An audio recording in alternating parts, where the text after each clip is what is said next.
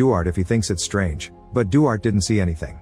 Because of the extra hours used to catch up with the delayed work, Curtis is late for the parent-teacher conference at Hannah's school.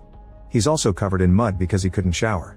They're taught more about essential sign language for their children, which Curtis needs to practice more. Since he doesn't spend as much time with Hannah as Samantha, he doesn't know enough words yet. Sometime later, it's raining again and Curtis rushes to get in the car with his daughter. The rain makes it hard to see and it makes them crash. Curtis' head is bleeding but Hannah is okay. At that moment, men appear outside the car and start breaking the windows, with one guy holding down Curtis while the other kidnaps the girl. Suddenly Curtis wakes up screaming, realizing it was another dream. Afterward he goes downstairs looking rather sick. Samantha notices and worries, but Curtis promises it's just a cold and tells her to leave for the fair with Hannah. While Samantha sells her goods and argues with clients over prices, Curtis takes out the extra supplies he got at work and builds a fence around the doghouse before locking Red in it, apologizing to the poor guy.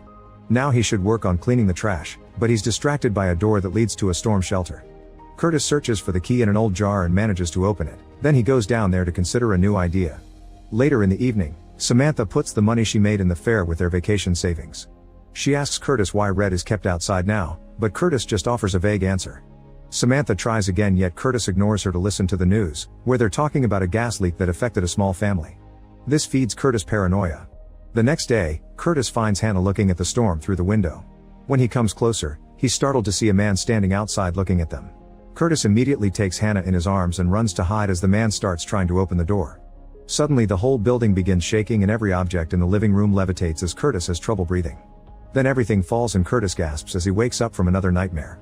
To his shock, he's wetted the bed. When Samantha walks in, he covers his accident with the blankets. Curtis asks for the doctor's number and Samantha tries to check on him out of worry, however Curtis snaps at her to keep her from seeing the wet sheets. He immediately apologizes for